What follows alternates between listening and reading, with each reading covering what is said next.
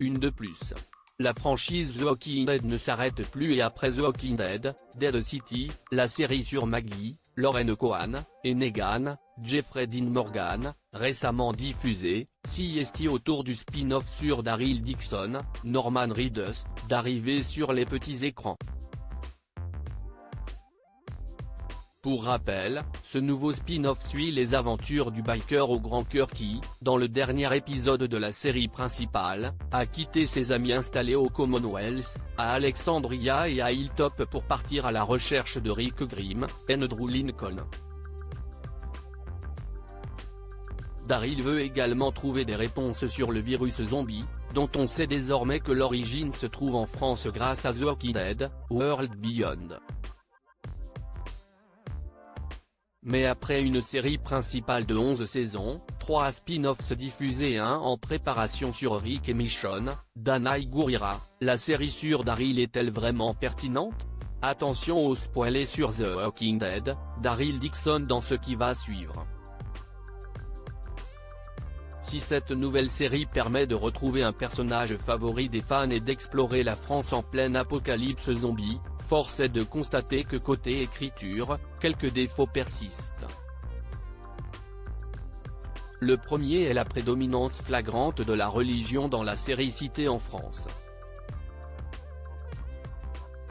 Dès le premier épisode, la série sur Daryl donne le ton avec des flyers qui mentionnent Dieu puis, plus gros encore, en le faisant débarquer dans un couvent.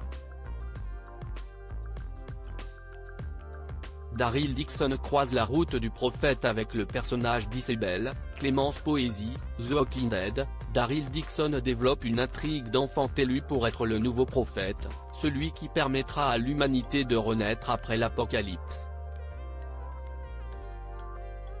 Une idée assez classique qui vient de la naissance de Laurent, Louis Puech Sigliusi, le neveu d'Isabelle, non infecté malgré une mère déjà zombie au moment de sa naissance. Cette scène de l'épisode 2 a d'ailleurs apporté la réponse que beaucoup de fans attendaient après la naissance de Judith et la mort de Laurie dans la série principale. Le personnage de Laurent, que sa tante croit immunisé au virus zombie, est donc central à l'intrigue. Après l'avoir rencontré, Daryl se met en route pour l'emmener à Paris, où il pourra recevoir l'éducation qui fera de lui le fameux prophète. Seulement comme toujours, des ennuis les attendent sur la route. Daryl et le groupe finissent donc dans une école maternelle fortifiée habitée par des enfants et ados. Passons le fait qu'ils soient tous bilingues grâce à une sitcom et parlent anglais même lorsque Daryl est absent pour se pencher sur le fait qu'une fois encore, il soit aussi croyant. On peut ainsi voir Père Daryl inventer une prière pour la vingtaine d'enfants qui répètent sagement le Amen avant de commencer à manger. Certes élevés par Madame Dubois, plusieurs des enfants ont pu être éduqués dans la religion avant que sa santé ne se dégrade.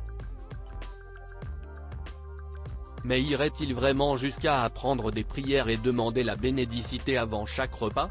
Des intrigues peu surprenantes. Le fait est que les scénaristes américains de The Walking Dead, Daryl Dixon semblent être restés coincés sur l'idée de l'ancienne France catholique qui est bien loin de la réalité. Si aux États-Unis la présence de Dieu est quasi inévitable, la France reste un pays laïque dont moins d'un tiers des habitants se disaient catholiques en 2019. Tomber tout d'abord sur un couvent, avec un personnage principal qui se convertit, et ensuite sur une école pleine d'enfants bilingues et croyants semble donc improbable et n'aide pas à crédibiliser la série. L'autre défaut réside par ailleurs dans l'écriture peu novatrice de cet énième spin-off de The Walking Dead. Voir Daryl en mission solo tomber sur des gentils finalement méchants, Maribel, puis croiser un groupe qui s'en prend aux plus faibles pour leur voler leurs ressources, Stéphane et sa clique, avant d'être recueillis dans une communauté dont il dit vouloir partir mais qu'il finit par aider, Isabelle et Laurent, n'a rien de neuf. Avec autant de séries dans l'univers The Walking Dead, les scénaristes n'arriveront à maintenir l'intérêt des fans qu'en continuant de tisser des liens entre les personnages déjà connus. Seulement avec Daryl en France, difficile d'imaginer que Rick ou Michonne ne pourraient faire des apparitions surprises. Ne reste donc plus qu'à espérer que les prochains épisodes se révéleront plus surprenants, et que certaines des maladresses scénaristiques pourront se laisser oublier grâce à une intrigue un peu plus palpitante.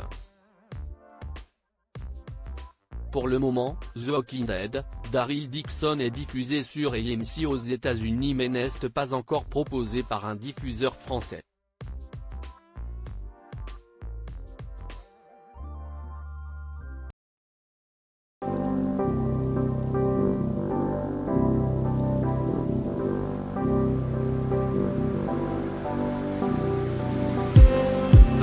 Just